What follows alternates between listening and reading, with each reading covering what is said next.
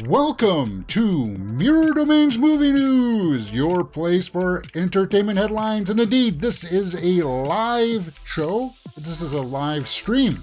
We're streaming right now, talking about all the trending movie news headlines of the day, including an update from Jeremy Renner. Blade in the MCU got delayed. Say it isn't so. Rings of Power. Season 2 is underway. The MTV Movie Awards happened last night. We'll talk about the weekend's box office with Guardians 3 dominating. Well, is that proper? Is that kosher to say it's dominating? Okay. So, let's start off by talking about that trailer for Oppenheimer that dropped. Yes, the Oppenheimer trailer. Now, this trailer I saw on the front of my copy of Guardians of the Galaxy. I saw it in one of the premiere theaters, though, so I saw it in one of the big AVX screen and sound presentation. So I don't know if it played in like some of the smaller events or not. This trailer sold me, man. This trailer got me on board. This is from Christopher Nolan, about the guy who built the atom bomb. The atom bomb. Cillian Murphy is the star. It's got a huge cast. Emily Blunt, Matt Damon, Robert Downey Jr., Florence Pugh. Florence Pugh, wow, she's going to have a big year, isn't she? She's got this. She's got Dune Part 2. Kenneth Branagh, Gary Oldman, Jack Quaid, one of the killers from Scream 5. Josh Hartnett's going to be returning to acting in this movie. Wow. Alden Ehrenreich, Rami Malek. So, guys, I'm not going to do a trailer reaction for this one because it is 3 minutes long, and it is from Universal. Because Universal likes to flag everything here. But we can take a look at some of the screenshots here. This trailer really sold me. I like the production design. Cillian Murphy here looks like he's going to deliver a really solid performance. You know, it's like that apprehension that I've always spoken about behind his eyes, that, I don't know if I really want to be building this thing, but somebody else, if I don't do it, somebody else is going to do it. So, and it's probably not going to be done as well, right? So it's kind of like, yeah, and I'm looking forward to that angle of this project. It's going to be, a lot of it's going to be shot in IMAX form. Wait, was that Josh Hartnett behind there? Is it? Yeah, that's Josh Hartnett right there, right? Yes. Let me just mute this. Yeah, that's Josh Hartnett. So it's good to see that he's going to try to make a comeback here and start working again. I like 30 Days of Night or whatever it was called. That vampire movie that's, in the Arctic. There's Emily Blunt. She plays the wife. Yeah, I'm looking forward to that. Anything Emily Blunt in my books is really good. A lot of people liked her in Sicario. I liked her in Winter's War. The Huntsman 2, when she had all that white silver hair, looking majestic, being the bad guy. Yeah, that was cool. That was probably my favorite Emily Blunt performance. And then, yeah, here's Matt Damon preaching, saying, I'm handing over to you the responsibility of, what does he say? Because this is the most important thing to ever happen in the history of man. Yeah. I don't know if it's the most important thing.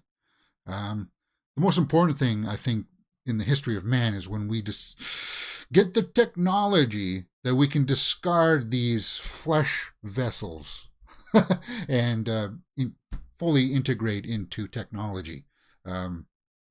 Just get rid of these bodies. Like, I mean, seriously, why? Why do we need that? And that's what people don't understand when it comes to like aliens and space travel. They're expecting like people to come across space with like bodies, and it's like, no, they're going to be integrated into technology and probably be able to transform themselves into electricity. So they're not going to have a form of any kind. And that's what's going to happen to us. And then like our brains will be able to go off and do anything and everywhere. It would be just kind of being paradise, right? We're not hinged by any kind of vessel that we need to be inside. Anyway, I'm digressing. I'm not talking about this Oppenheimer trailer. Most people are going to be like, James has gone a little bit nuts, hasn't he?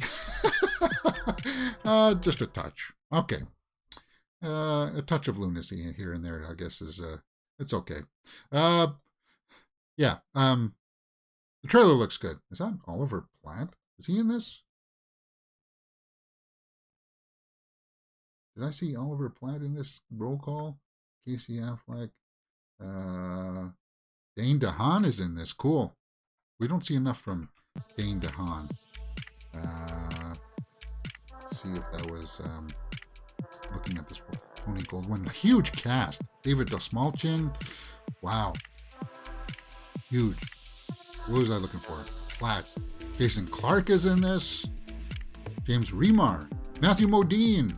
Wow. Huge cast, man. Okay, so who was I looking for? Platt. Does it sort of look like Platt? Maybe I'll just roll past his name here because I don't have the time. Wow, look at this roll call. This is huge, huge cast. And it just keeps on going on and on. Oh my God. Okay, well, Platt wouldn't be way down there. He'd be near the top. Maybe I'm just not seeing it right. Going back to the trailer. It does sort of look like him. No, it's not. From the front view, that's not. There is a 50% chance that the singularity could occur in 2060, a bit after our time. I hope not. I want to be one of the test subjects of putting our brain into a computer. Because I won't care. I'll be like, around that time, I'll be like some old man that can barely hold it together. So I'll be kind of like, yeah, you can use my brain. Why not? And then I'll try to take over the world and oh, sorry, I've said too much. Anyway, let's just continue on with this. Cillian Murphy looks like he's going to bring a great performance, and it's a long trailer, and it gives us a little bit more scope of what the story's going to be like with his family life and stuff like that. We get to see what one of the first creations there, where this is. I know that everybody's going to be having this built up in their mind that this should be like the big moment that is going to be like the payoff when they test this bomb, because we've all heard it that they've made this bomb kind of that sort of looks and replicates what it actually looked like, right? So it's going to be kind of like that, and it's going to be like everybody will think that should be the big climax. But I'm thinking there's going to be more of like an emotional climax to this instead of like just watching it go off and explode, which will be cool, which does, make the case that you should probably watch this in IMAX, because we know that Christopher Nolan is in love with IMAX.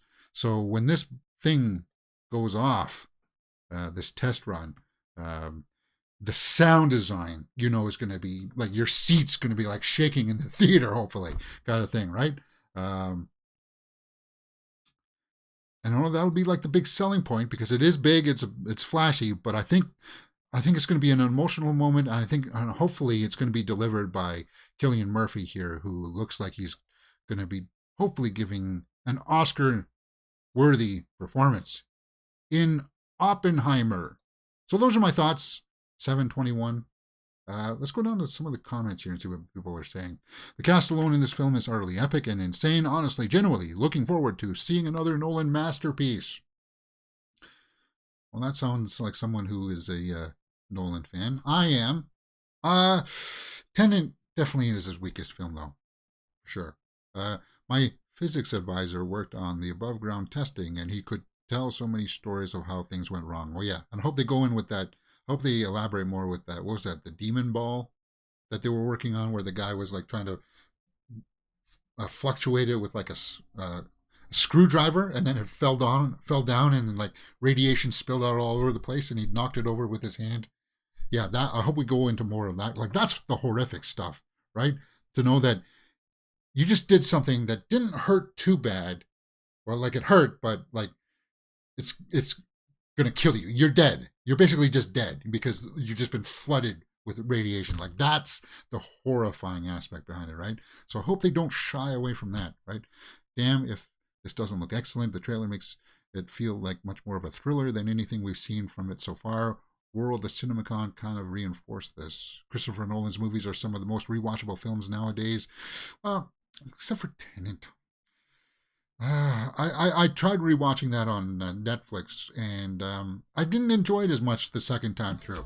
I liked it on the big screen. I did. But on the smaller screen, it didn't translate. But I think that Oppenheimer won't have any problems with that. And hopefully he got the notes that people were complaining about his sound mix, that the volume won't be too loud and people will be able to actually understand what the heck people are saying. I never had any issues with that in Tenet though, but apparently a lot of people did. So let's go over to some live comments here. Bishopper says, hey. Pfeiffer says, audio and video is good. Okay. Artglass says there are 50% chance that Singularity can happen in 2060. A bit after our time. Yeah, Chris Schober says, I heard that a new director is going to be directing Scream 7. That's possible. That's possible. Modoc Domains YouTube channel, yeah. I'm not trying to frighten people out there. I'm just trying to be a little bit humorous, but whatever. Okay, so let's get into the weekend's box office. It is Monday. So, Monday 8th, May 8th. Let's get into it. Okay, it's time for the weekend's box office from May 5th to the 7th, 2023, weekend 18. The top 5 go. Number 1 was Guardians of the Galaxy Volume 3. Number 2 was the Super Mario Bros. Movie. Number 3 was Evil Dead Rise. Number 4 was Are You There, God? It's Me, Margaret. Number 5, holding in there, was John Wick Chapter 4. And the only other new release opening up this weekend was Love Again in the 6th spot. What the heck is that about? Well, we'll take a look at that in just a few moments. Is there any other notables here that jump off the page? Chile 76, The Milk Goes Down on Forever, Art and Times of Dave Hammonds. Who the heck is David Hammonds? Anyway, Guardians of the Galaxy 3 opens up with 114 domestically, and now those are the numbers that we need to take a look at, because I would say that dominates the box office, doesn't it? Yes? No? Yes? 114 domestically, 168 internationally, for a worldwide total of 282.1 worldwide.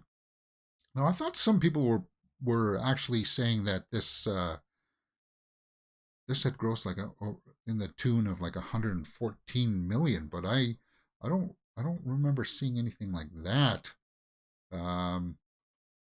I want to see if I can get Guardians, because oh god, so Guardians had a budget of 250 million, and actually, guys, we got to take this with a little bit of a grain of salt here, because some of these production budgets from Marvel have not been reported accurately, and 250 million, that's not without market. That's like marketing is on top of that, and that may be even lower than what is being projected. So if we look at the total here, it's just gone over that by 30 million, but on top of the marketing, which I would say they probably spent somewhere 70 to 90 million in marketing, if not more. So let's say 300, and based on the budget there, let's say it would have to make, plus what studios, what the theaters take, let's be generous here. Let's say that it's got to make 450 million to break even. And some people will say that's, James, that's a little bit under. I would probably have to say it's probably got to double that, guys, because of the way that it's under. Even probably closer to 550 million to break even, which is, production budgets are just too high. I don't know what the studios are thinking. Like, it's just too high.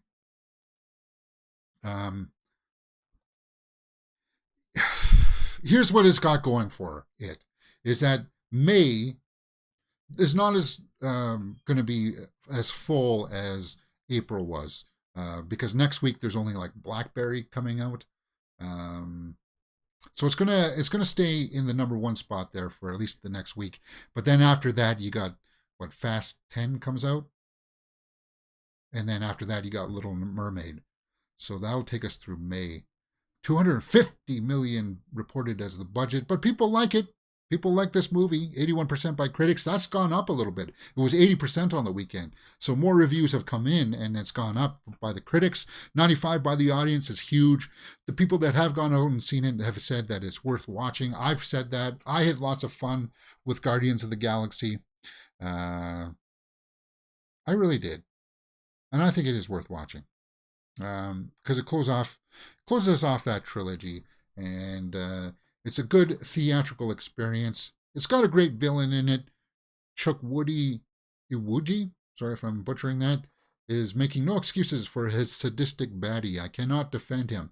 Yeah, and when you see this guy, I'm just like, wow, why wasn't he Kang? And I bet the studio now wishes that they had cast him as Kang instead of Jonathan Majors. But anyway, I digress, because people are just complaining that he's so sadistic. He tortures young Rocket there. Oh, how could you be so mean to this little creature? But that's what the bulk of the story is about. It's about the high evolutionary and Rocket. The team's got to go and save him. There's an interview up on Hollywood Reporter with this guy talking about his ins and outs working with this. It's a rather lengthy interview. So if you like the bad guy in there, I encourage you to go read that and just to look at some of his insights.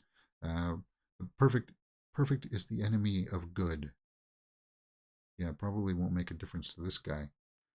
Some interesting questions in here. There was one here I wanted to pull.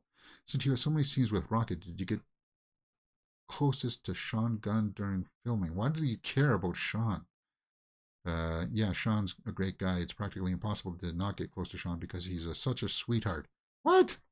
You know, he wasn't even in the same scene with him, was he? By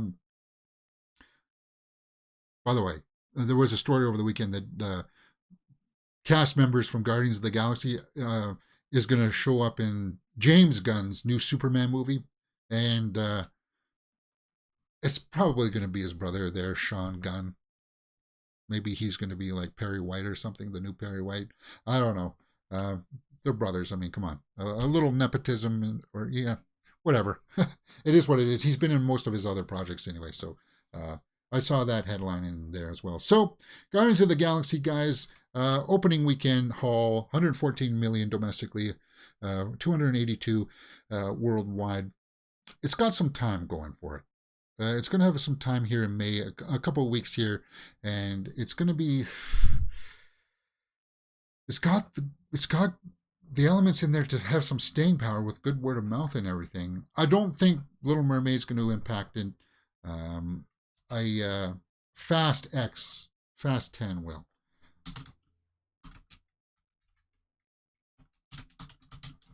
Fast 10 will, May 19th. Yeah, so it's not. Next weekend, as I said, there's only like Blackberry opening up, like a smaller indie kind of film. There's nothing really huge. Oh yeah, and the 4 old ladies that go to Italy movies coming out next week.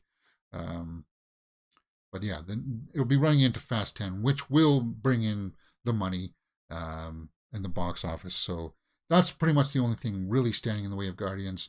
That'll knock things down a bit, right? Because Blackberry's not going to.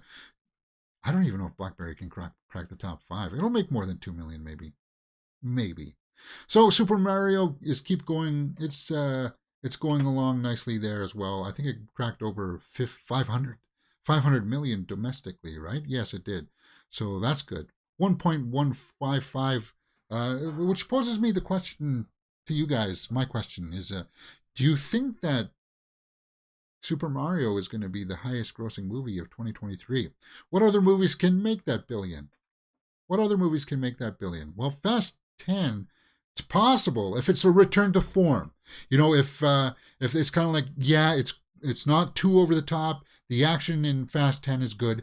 If people come out of the theater on opening weekend and spread that word of mouth, then Fast 10 has got a chance. But if people see Fast 10 and it's like, oh, God, it's just more of Fast 9 with the outlandish, over-the-top ridiculousness. If people come out of the theater saying that, then no, Fast 10 is not going to make $1 billion.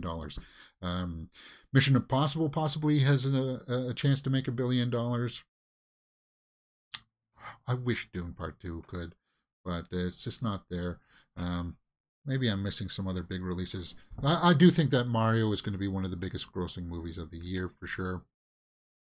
And it's well worth it because it was a good film for sure. Evil Dead Rise is still hanging in there. That's a film that I was wrong about, that a lot of people really enjoyed, in the third spot there with 5.7. Are You There, God? It's Me, Margaret, which I thought was a really charming film. I really liked that film. 3.3 million, dropped down from the third to the fourth spot. But John Wick hanging in there. Good for John Wick. Really good. So this Love Again. What the heck is this Love Again? Let's pull that up. A young woman tries to ease the pain of her fiance's death by sending romantic texts to his old cell phone number. Ooh! I don't know if I like the sounds of that. That's shades of Mr. Harrigan's phone. Forms a connection with a man of the number has been reassigned to. What the heck is this Love Again? Love Again. Priyanka Chopra. Yeah, I must have seen the trailers for this. Yeah. Why is this? It was just Celine Dion is in this. What? Seriously? Huh. Nick Jonas, of course. That's the husband, right, to Priyanka. Guys, you're going to have to tell me if Citadel is worth watching, because maybe I can find a copy of Citadel with her in it. Secretly, if you know what I mean. I do want to see more work from her. So it's kind of like a rom-com, I suppose. So she sends texts to what she thinks is her dead fiance's phone, and the guy who answers it basically gets the call to say, it's your turn, you're up to bat. So like, okay. I don't know. Does that sound romantic? Not so much. At least not to me. I'll be kind of like, well, these are weird messages. What's going on here? Yeah, we'll have to see. I thought Guardians of the Galaxy was even better than the second time I watched it. Oh, cool. Yeah, Art Glass. I want to see it again, too. I do want to see Guardians again, which is rare for me to go out and see the movie twice nowadays, these days, because there's so many other things in the theater that I should be going to see. If I don't go see Blackberry this weekend, I'm going to see Sisu. I'll be seeing Sisu. The highest grossing movie will be Barbie, says Bifer. If it's got the charm of Mario Bros, it does, because it's got people like me. But I'll tell you this: when my mother and my sister-in-law took my niece to see Are You There, God? It's Me, Margaret, they saw the trailer for Barbie, and she's in grade 6. And when she saw the trailer for Barbie, she kind of turned her nose up to it, apparently. She didn't want to see it. So it's kind of weird that a young girl didn't want to see Barbie, but I do. Now, I want to see it mostly because of the actors in it, like Margot Robbie and Ryan Gosling. It just looks like they're having fun with it, right? I'm not watching it because of Barbie. There you go. Chris Schober says... I just lost your comment. Sorry. Oh, sorry. There we go. I will be going to see Fast 10 in the theater and having my reaction on TikTok account. Okay, cool. Cool, man. Looking forward to that. Our Mission Impossible Dead Reckoning. Yeah. The Flash movie has a shoe-in to make $1 billion, I reckon. If the 800 million Blue Beetle will make it money back and then some. The Flash has a possibility. Maybe. If those Batman scenes deliver, and it's possible for Flash. It's possible, but I'm kind of like, I don't know. Because it is saying good. It is closing the chapter on the Snyderverse, and Snyder fans aren't happy about it. Anyway, Little Mermaid will do financially well. I hope so. I hope Little Mermaid does.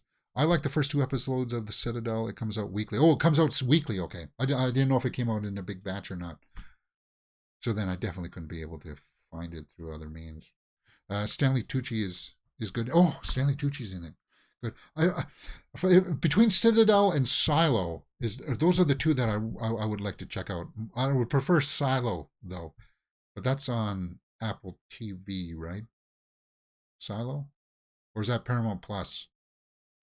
Um, yeah. Anyway, we're digressing. Let's get back into the.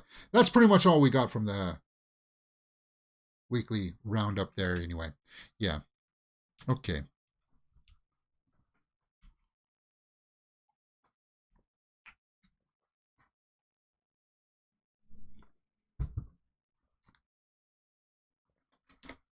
All right. Let's talk about some Jeremy Renner update. Jeremy Renner post Instagram videos showing recovery process. Good for him. Yeah, we want to see that he's getting fixed up. Um, if anybody watched that interview with him about him kind of describing the weight of it, kind of like going over him. Wow, creepy man. Uh, so that's just a shot from some works of his. But he's been posting stuff on his social media of him doing work. So that's good movement. This guy, he broke both of his arms filming that movie Tag, right? He fell down and broke both of his arms or something like that. So he had to walk around with casts. I mean, my God, his body has just been through so much punishment that it's remarkable that he's if he comes out of this and he doesn't have a limp or anything like that, or needs a cane, that's wow. My PT had this for reference, and remember, you cannot walk unless you take one step at a time. So he's keeping his mindset there too. Positivity. That's good. It's good to see him up and walking. Has anybody checked out these renovations that's up on Disney Plus? I know that it's up there. I haven't bothered to check it out yet. I think it's debuted, right? Um, but Jeremy Renner, good. He's on the mend. Keeping with the MCU, we've talked about this on the weekend. In fact, I posted my little clip out of it because we talked about it on the Horror Weekly Roundup.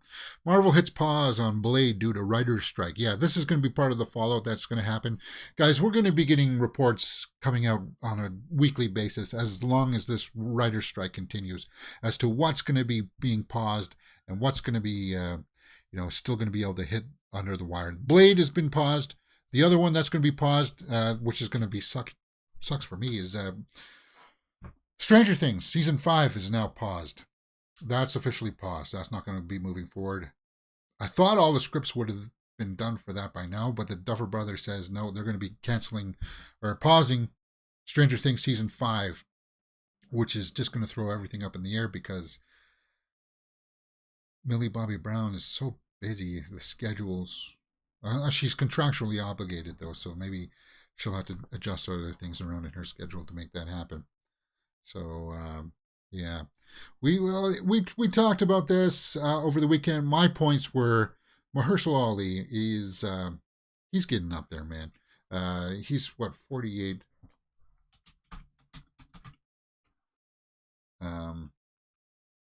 He's 49, guys. He's 49. They were going to start shooting this next month, but we just got the report last week that they had brought on a new writer. They brought on a new writer to revise the script, and I don't see this happening with Mahershala Ali. I don't, because for all the people out there that say that you got to cast younger so that people can be in this franchise for a long time. They made that case with James Bond. They make that case with the new Superman, even though Cavill's only 40. He just turned 40. He's 9 years younger than Mahershala Ali, and you want to start your franchise with Mahershala Ali at 49. He's a great actor. Nobody doubts his talent. Nobody doubts his talent. But for God's sakes, if it's delayed, and depending on how long it goes, he's going to be 50 when he starts this project for Blade. If I'm Feige, I'm just kind of like, I'm sorry, man. I'm sorry, but we're going to have to just go with somebody else, man. It sucks. But I don't see it happening any other way. I don't. So, as I said, this will be a weekly thing. This will be like a daily thing, pretty much, for as long as this strike goes on, is to see what the fallout is this of what all this is going to be. So, time simply ran out. The studio will restart the production once strike is over. If let's say worst case scenario, this strike goes on for 100 days. So August, maybe when this starts to pick back up again, will they start shooting Blade again? No, because the guy's still got to come in and revise the script, which he had like a month there to revise it. I don't see them. I see them pushing production of this, even if the thing gets settled. It's hard to say. Like, production won't start until like next year, man. And then Mahershala Ali will be 50. It's just it's so dicey, man. So dicey. It would have been a nice vision to see him as Blade, but we'll have to see. Rings of Power 2 is still apparently going to be going forward because all those scripts are done. Rings of Power cast Season 2, Morvith Clark confirms Galadriel will become acquainted with Nenya. Nenya is her ring. Now, at the end of the first season, we saw that the rings were forged, and you know how there was like certain rings sent out to all the people, like to the men, to the elves, to the dwarves, and then Sauron got his, right? So the rings were forged there at the end of the first season. I really like Rings of Power, and it's curious to see what that magical power will do. It'll probably change Galadriel's character more towards what people wanted to see, more aligned with what she was in the Lord of the Rings movies. So, we got a quote from Morvith there saying, she's about to have a life-changing thing happen to her. She's about to become acquainted with Nenya, her ring. It's really exciting to see how the magic creeps in, Clark said at the show's New York event in Hollywood on Sunday. FYC event. In Hollywood on Sunday, speaking alongside her castmates who are all on break from shooting in the UK. So they've been shooting season 2. That one's been going. We know that. I really like the cast. Wow, look at that photo. The two dwarves, the two people that play dwarves here on the left, are taller than the person who. Well, they're about the same height as Arendir, right? And then Galadriel is shorter than them. That's crazy. That's Disa, and that's the husband there, right? Character. The 3 elven rings were forged in the season 1. Yeah, you know that. Hallbrand, we know the twist in that story. Clark told Deadline, we finished season 1, the rings were being made, and we knew it was going to be a huge change for Middle Earth. It's going to be part of the change that she'll have her own ring, yeah. She's trying to see the light through the darkness. Yeah. Yeah, so she's going to evolve. She's going to evolve into that character. For that, I've had no doubt. For some reason, a lot of the fans wanted to see her as the old Galadriel right away, without any arc. So basically, when people complain about Galadriel, they're just basically saying that they want to see a bland, stale character that hasn't changed or evolved at all. And it's kind of like, that's not good storytelling. Give it a chance. I agree with the criticisms that the first season was really rough out of the gate. Those first 2 episodes are kind of like, I don't want to watch those ones again, but it does have some great payoffs toward the end when Mordor gets established and the rings get forged and some of the reveals of who's who and stuff. Was gripping entertainment in my books. So, yeah, there's quotes from all the cast there. I'm on board with this.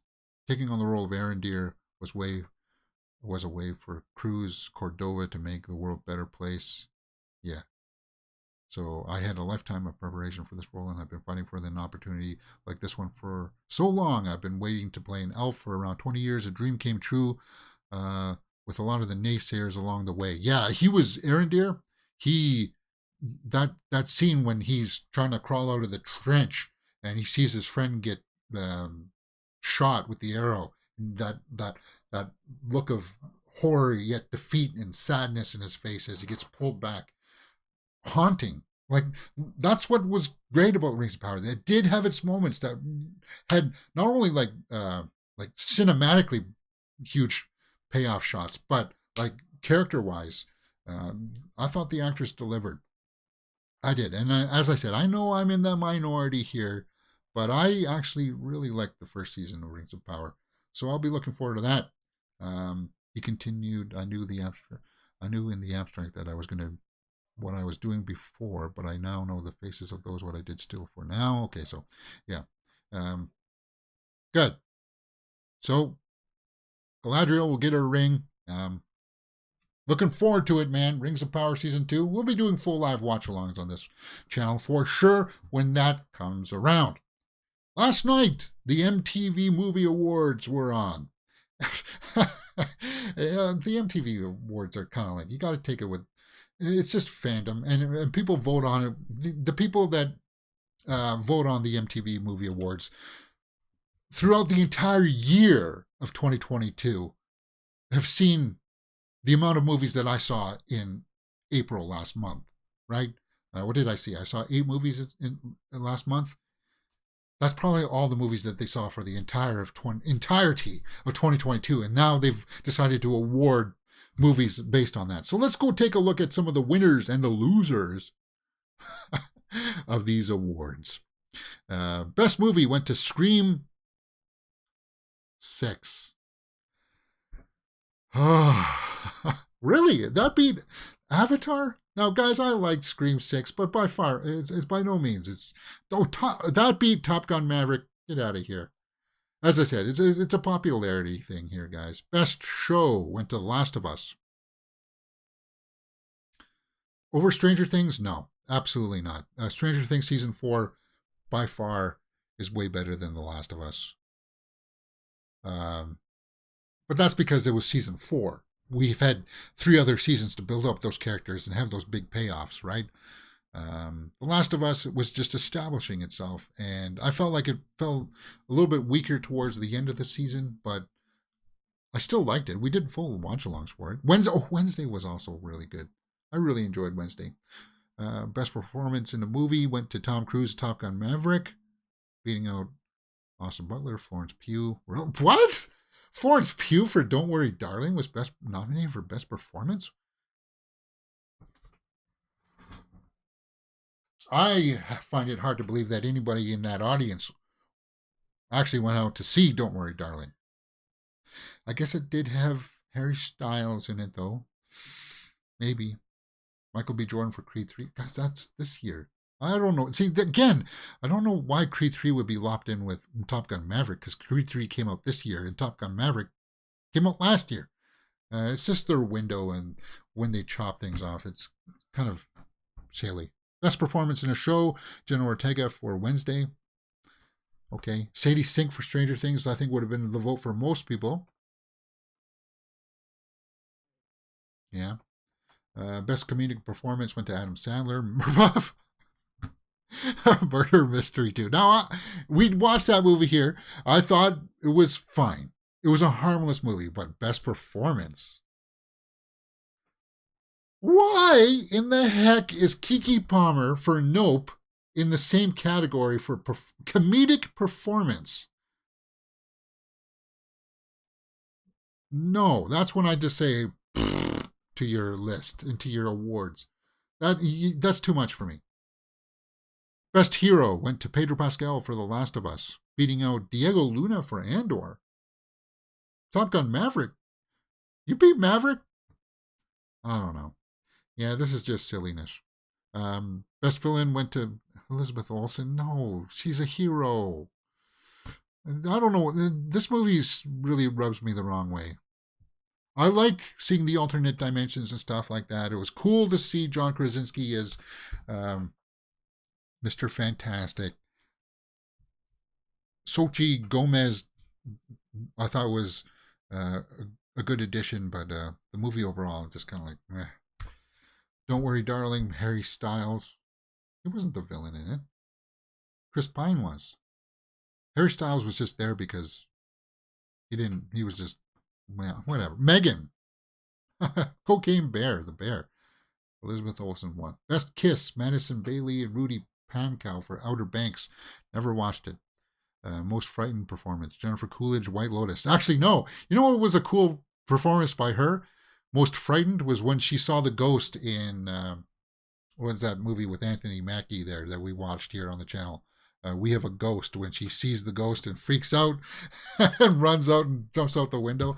That was my best frightened experience. Justin Long for Barbarian. Sosie Bacon for Smile. That would be up there too. Best Fight. Gale Weathers versus Ghostface. Scream 6. Yeah, that was pretty good. I thought she was done for. Sorry, spoiler alert. I really thought that they were going to kill her. Vecna versus 11. Nah. John Wick versus everyone. Yeah, that stairwell scene at the end. Yeah, everybody likes that scene. But I found like the more emotional payoff, the duel at the end for me was like, that one was cool. Escape from Narkina 5 and Andor. That one was cool too. How long does this go on for? How many categories? Okay. Best, where were we? Breakthrough performance went to Joseph Quinn for Stranger Things. Yes. Emmett Darcy for House of the Dragon. That would have been mine. Best duo, Pedro Pascal and Bella Ramsey for The Last of Us. So it's just people patting themselves on the back for certain things. The best kick-ass cast went to Stranger Things. Okay. Was the cast there last night? Did anybody watch this? Was the Stranger Things cast there?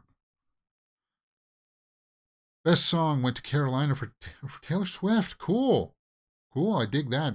I don't think Taylor was there though. Huh. Yeah, I agree with that. That was for Where the Crawdads Sing. Good song. It was. Best musical moment, Come Back Home and Purple Hearts. No, the best musical moment was Stranger Things when he plays Master of Puppets, right? Or no. People really liked running up that hill in Stranger Things as well. That one was hard. I don't even know what the heck Purple Hearts is. What is that? Trouble for Elvis. Natu Natu was nominated. Best music documentary, Selena Gomez, My Mind and Me. That's Token. Best reality show. Whatever. Best host. What? Best host. Drew Barrymore. Best reality on-screen team. Okay, so there you go. Let's answer some of those questions.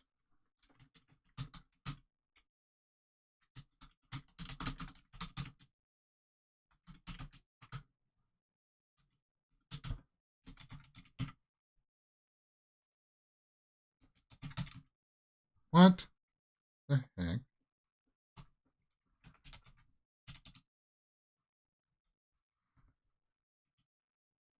I'm just trying to see if there. Maybe it was just Joseph Quinn that accepted it, because I don't think Millie Bobby Brown was there. I would have seen it in her social media feeds. Yeah, so it's just the guys there that were there that maybe accepted it. The bad guy, there's Vecna, or one. There's the pizza guy. Yeah, I don't think Millie Bobby Brown was there. Taylor Swift. I don't think Taylor Swift was there either, because she was out doing her tour, right? No, that's all from previous years. Yeah, no, she wasn't there either. Okay, James, I thought I turned this off. Speaking about Taylor Swift, we can talk about Taylor Swift right now. Why not? What the blazes? Yeah. Yeah.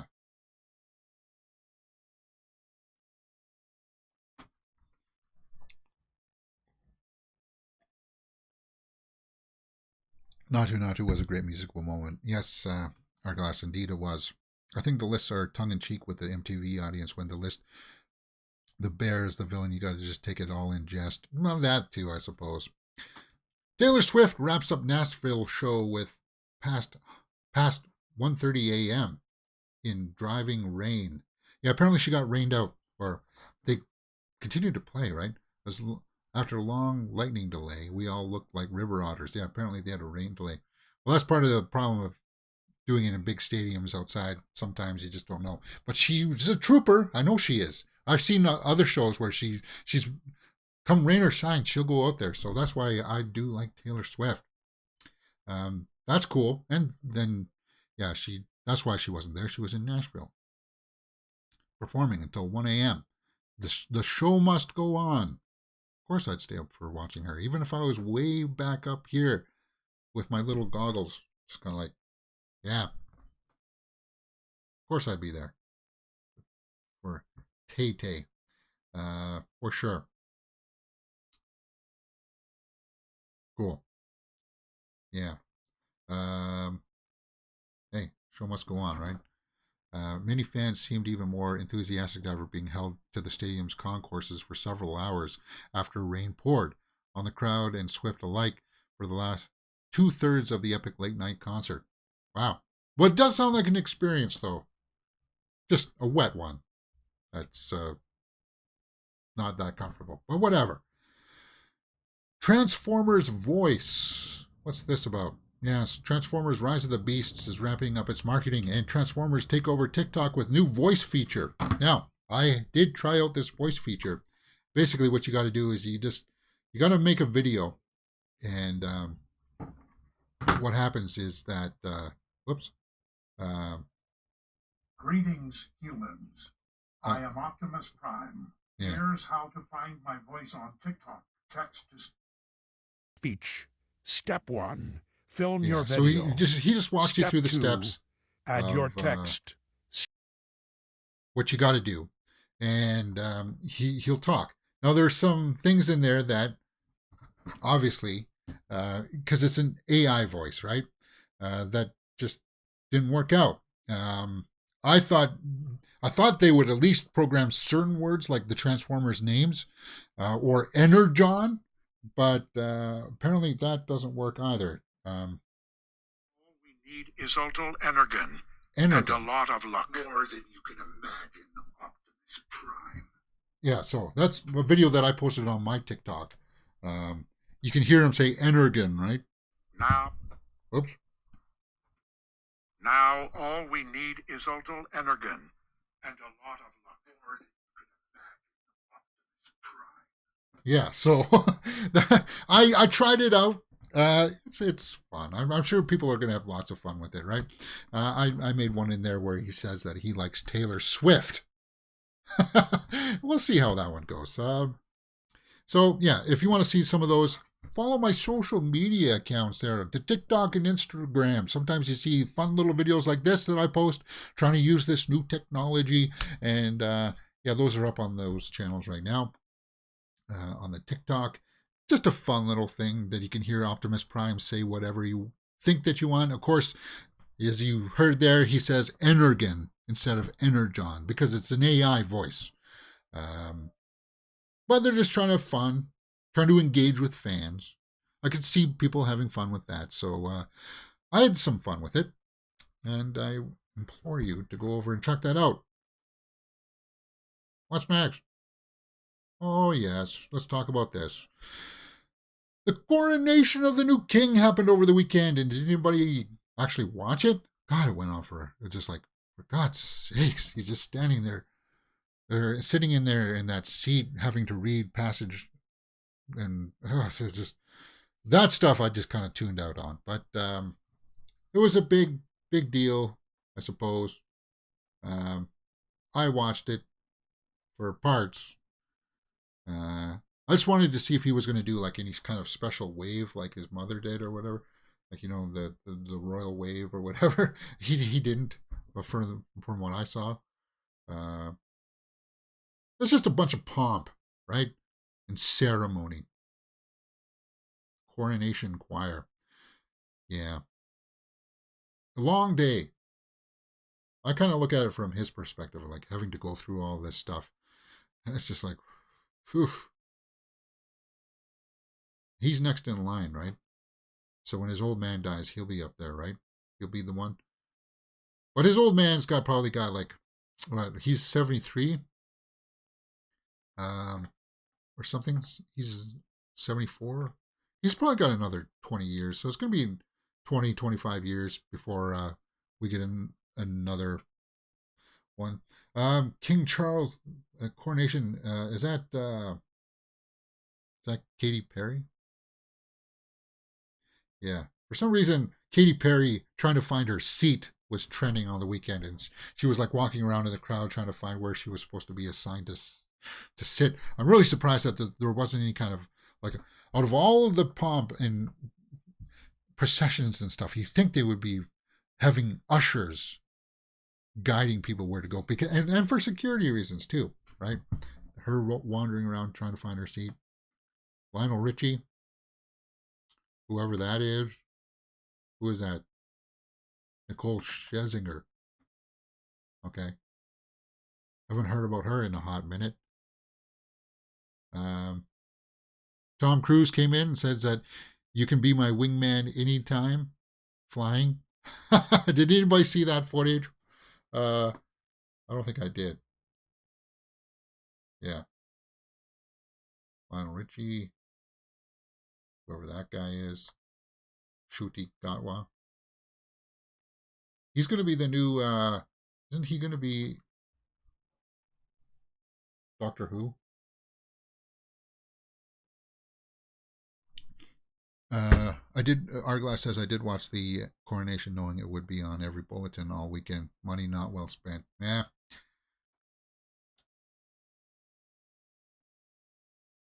Stella McCartney. Okay. We don't need to look at everybody's dress here. Hugh Bonneville from Downton Abbey. He was at the Coronation.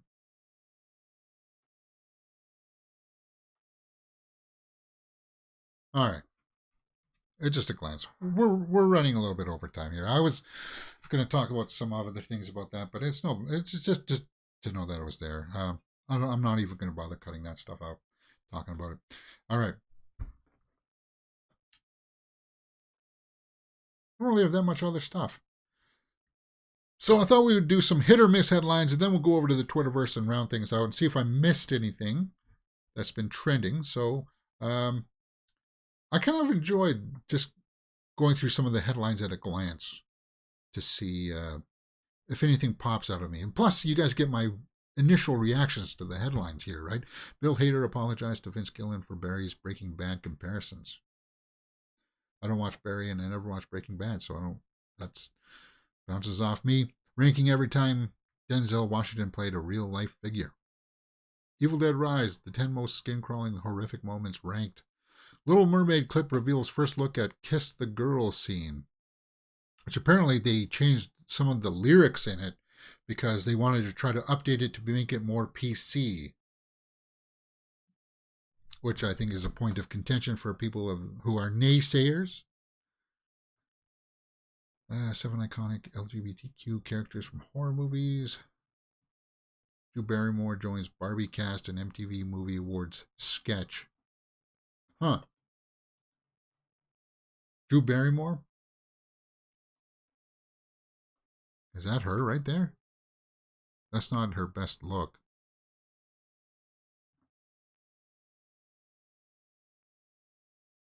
But I do like Drew Barrymore. Okay. Huh. 8 drama movies where the main character dies. Oppenheimer teaser trailer, yeah. 7. James Gunn wants Chris Pratt to play beloved DC hero in Superman Legacy. What? After teaming up with Guardians of the Galaxy, James Gunn might have an interesting new role for Chris Pratt in Superman Legacy. What? Who the heck would Chris Pratt play?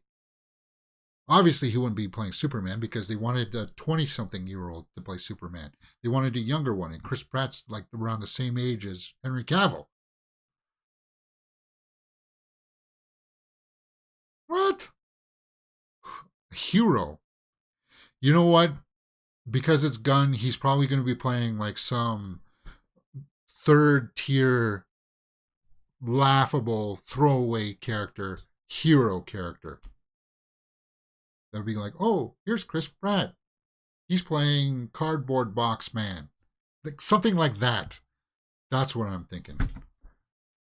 Because that's James Gunn's sense of humor. I was hoping you would say Crypto the Super Dog. Oh, okay, maybe that. You could do motion capture on set and walk around. The superhero dog, maybe. It sounds like there's going to be a character called Crypto and Superman. Breaking news. Well, that's just a quote, and some people are running with it, right? Crypto the Super Dog. He's the voice of it. Maybe. Maybe that's the fit, that he just plays the dog. And now, yeah, that does sort of sound like James Gunn's kind of flair. I could maybe see that happening. Scream 6, Jenna Ortega. So this is just all the winners from last night of the awards and stuff. Okay. Let's go to the Screen Rant, see if they got anything over there. Succession. Phase 5 has already confirmed Spider-Man's MCU replacement. What? What are you talking about? What do you mean his replacement? He's signing a new deal to be in more Spider-Man. What the heck are you talking about?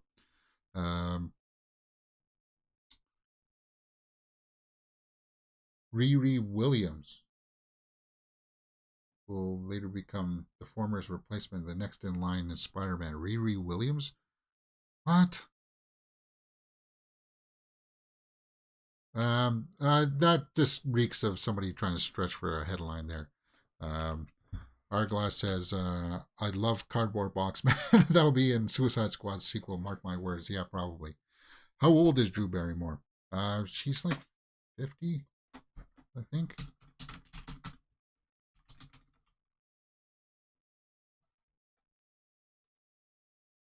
"48. She's 48. Oh.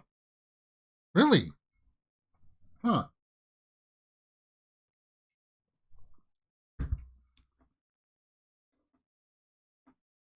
Only 48.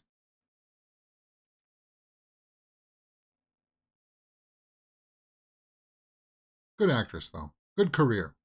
Really good career. All right. Screen Rant page.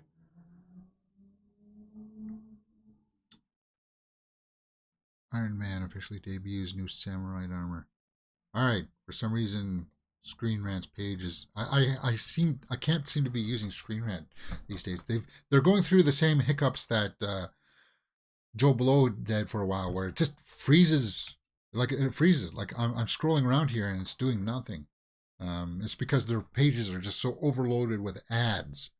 It's vomitous, and we'll just have to weigh that out accordingly when it happens.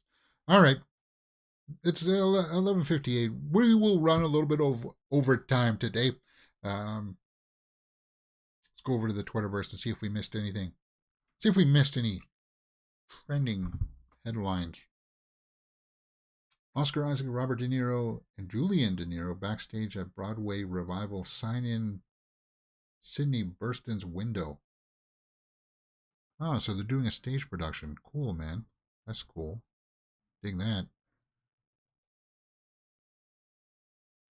Amanda Seyfried. Lily Rose Depp. Yeah. I'm looking forward to seeing what she can do in Nosferatu. Working with Robert Eggers. That'll be the telltale if she's got it. She's Johnny Depp's daughter, so she's got a mentor there to lean on with acting counsel. Lily Rose Depp and The Weeknd cover the latest issue. I don't care about The Weeknd. Get him off my page. I've heard too many temper tantrums from this butthead that I have zero interest in him. First look at Jonathan Glazer's The Zone of Interest. The heck? people out swimming. I don't know what the heck that is. Oscar Isaac backstage. Lily Rose Depp has a nice neck. Wasn't even looking at her neck to tell you. Yeah, she definitely has a pronounced neck. She's one of those people who sometimes I guess on the opposite side it could be a curse that your neck would always get cold. I've got the opposite problem where I got barely no neck, which makes finding a collar size a real pain in the ass.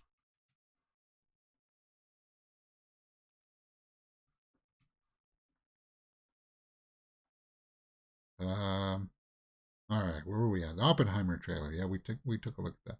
First look at episode 7 of Yellow Jackets. Matt Damon in Oppenheimer. Jack Quaid in Oppenheimer. Yeah. Is that ending off where we started pretty much with the Oppenheimer trailer? There is Emily.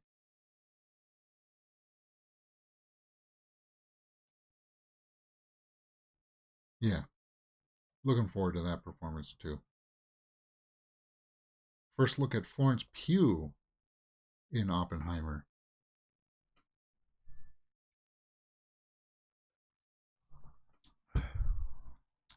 For Nosferatu and a nice neck for inviting, yeah. There's Florence Pugh in the Oppenheimer. All right, guys, why are you freezing on me here?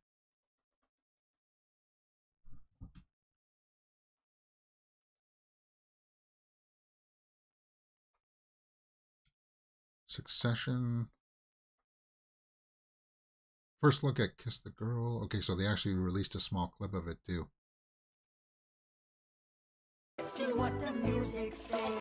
I'm looking forward to it. Whoops.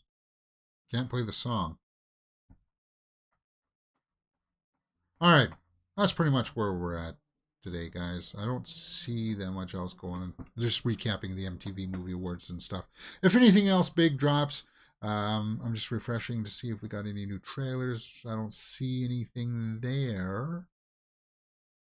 I think that's it for Monday. We'll be publishing a bunch of a few shorts here and there this afternoon. I got to run out and take care of some actual business stuff. So, yeah.